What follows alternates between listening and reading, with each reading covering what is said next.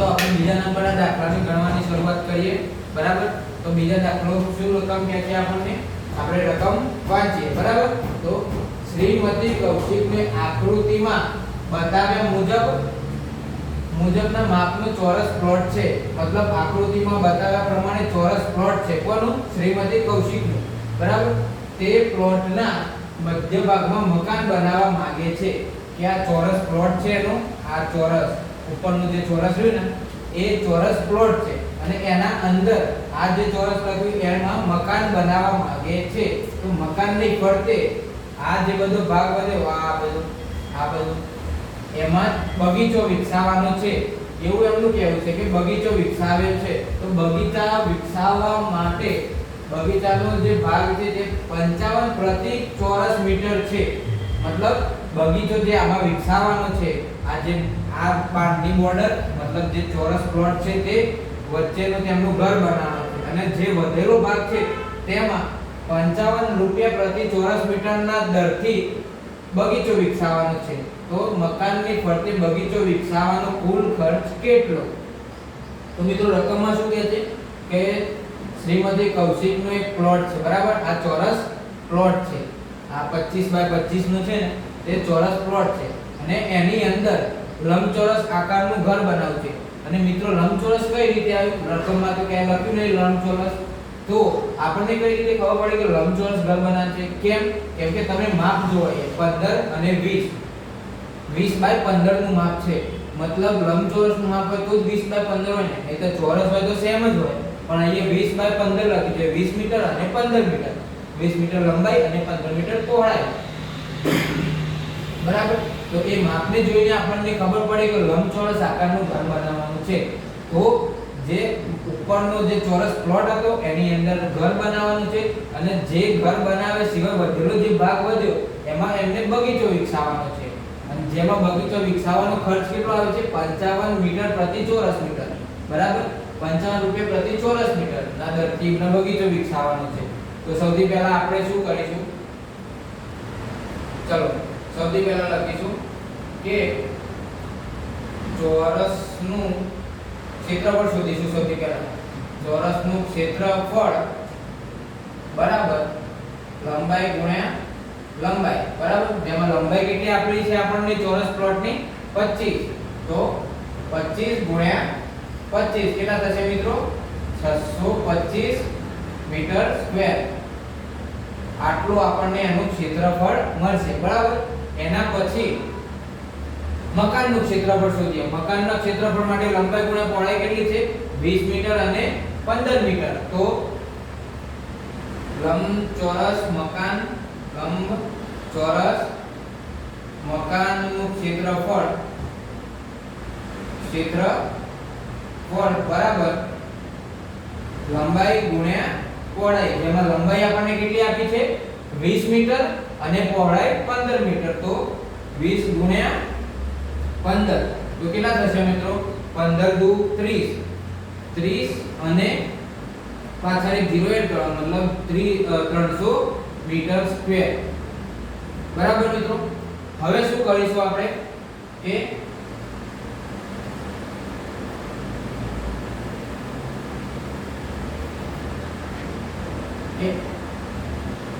વાત કેવી થઈ છે? રકમમાં શું કીધું છે કે આ ચોરસ પ્લોટ છે એમાં જે ઘર બનાવવાનું છે અને ચોરસ પ્લોટની અંદર ઘર બનાવતા જે પણ જગ્યા વધે એમાં બગીચો વિકસાવવાનો છે। તો શું કરીશું આપણે?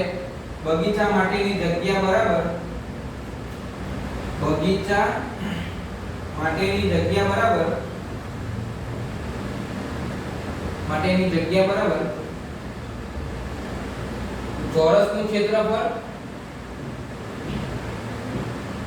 ચોરસનું ક્ષેત્રફળ માઈનસ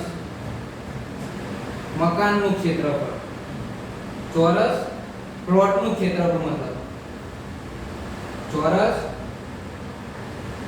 પ્લોટનું ક્ષેત્રફળ માઈનસ મકાનનું ક્ષેત્રફળ બરાબર। હવે આપણને ચોરસનું ક્ષેત્રફળ ચોરસ પ્લોટનું ક્ષેત્રફળ તો મળી ગયું છે, કેટલું છે? 625 માઈનસ મકાનનું ક્ષેત્રફળ કેટલું મળ્યું આપણને? 300 મીટર, તો 300 તો 600 માઈનસ 625 માઈનસ 300 કેટલા થશે? 325 મીટર સ્ક્વેર, બરાબર. હવે શું કીધું છે આપણને કે આટલો ભાગ વધ્યો બગીચાને વિકસાવવા માટે, તો 55 રૂપિયા પ્રતિ મીટર પ્રતિ ચોરસ મીટર કીધું છે. તો આપણે લખીશું હવે કે 1 ચોરસ મીટરના 55 રૂપિયા, બરાબર. તો 325 ચોરસ મીટરના કેટલા? તો 325 ગુણ્યા 55 કરીશું આપણે, બરાબર. જે જવાબ મળે આપણો જવાબ, તો 325 ગુણ્યા 55, બરાબર. તો 5 5 25, 5 2 10 2 12, 5 3 15 ને 16 વત્તા 5 5 25, 5 2 10 2 12, 5 3 15 ને 16, બરાબર. 5 7 8 7 10. કેટલો જવાબ મળે મિત્રો? 17,875. 17,875 રૂપિયા જવાબ મળ્યો આપણને. 17,875 રૂપિયા આપણને જવાબ મળ્યો. કે એક ચોરસ મીટરના રૂપિયા 55 હોય તો 325 ચોરસ મીટર વધ્યા આપણી જોડે, કે 325 ચોરસ મીટર જગ્યા વધી છે, તો એમાં બગીચો વિકસાવવો હોય તો વિકસાવી શકાય. તો 1 ચોરસ મીટરના 55 રૂપિયા, તો 325 ચોરસ મીટરના કેટલા? તો આપણે ગુણાકાર કરવાનો ત્રિરાશીનો ઉપયોગ કરીને. તો કેટલો જવાબ મળ્યો આપણને? 17,875 રૂપિયા જવાબ મળ્યો. તો લખવાનું નીચે કે મકાનની ફરતે બગીચો વિકસાવવા માટે કુલ ખર્ચ કેટલો મળ્યો મિત્રો? 17,875 રૂપિયા થશે, બરાબર મિત્રો. પડી ગઈ ખબર મિત્રો? કે એક ચોરસ પ્લોટ આપ્યો છે, તેની અંદર લંબચોરસ આકારનું મકાન બનાવવાનું છે, જેમના માપ અંદર રકમમાં જ આપી દીધા છે આકૃતિમાં, બરાબર. તો એ ઉપરથી શું કરીશું? સૌથી પહેલા આપણે ચોરસનું ક્ષેત્રફળ શોધીશું, બરાબર. ચોરસનું ક્ષેત્રફળ શોધ્યા પછી લંબચોરસ અંદર જે મકાન આપ્યું છે એ મકાનનું ક્ષેત્રફળ શોધીશું. પછી બગીચો બનાવવાની વાત કરેલી છે એટલે ચોરસ પ્લોટની ક્ષેત્રફળ માઈનસ મકાનનું ક્ષેત્રફળ બાદ કરીને જે પણ ભાગ વધશે, કેટલો ભાગ વધ્યો?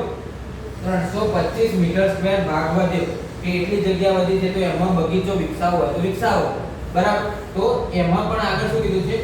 બગીચાને વિકસાવવાનો ભાગ 55 રૂપિયા પ્રતિ ચોરસ મીટર છે. તો 1 ચોરસ મીટરના 55 રૂપિયા, તો 325 ચોરસ મીટરના કેટલા? આને મીટર સ્ક્વેર કયો અથવા મીટર વર્ગ કયો અથવા ચોરસ મીટર કયો, સરખું જ કહેવાય આને, બરાબર. તો 325 ચોરસ મીટરના કેટલા રૂપિયા? બરાબર. તો ત્રિરાશીનો ઉપયોગ કરીને ગુણાકાર કરવાનો, આનો ને આનો ગુણાકાર આ ભાગાકારમાં જાય, બરાબર. તો 325 ગુણ્યા 55 ભાગ્યા 1, તો કેટલો જવાબ મળ્યો આપણને? 17,875 રૂપિયા બગીચો વિકસાવવાનો ખર્ચ મળ્યો, બરાબર. તો મકાનની ફરતે બગીચો વિકસાવવા માટે કુલ ખર્ચ 17,875 રૂપિયા આપણને જવાબ મળ્યો, બરાબર મિત્રો. તો આ દાખલામાં તમને ખબર પડી કે ના પડી મિત્રો? જો તમને ખબર પડી હોય તો મારી આ ચેનલને લાઈક કરજો, તમારા મિત્રો સાથે શેર કરજો, અને તમારી કોઈ પણ ક્વેરી હોય તો કોમેન્ટ બોક્સ ખુલ્લું છે, કોમેન્ટમાં તમે જે હોય તમારી ક્વેરી લખી શકો છો, બરાબર. બાકી લાઈક કરજો, શેર કરજો અને અમારી સાથે જોડાતા રહેજો, બરાબર. ચલો મિત્રો, મળીએ નવા વિડીયોમાં.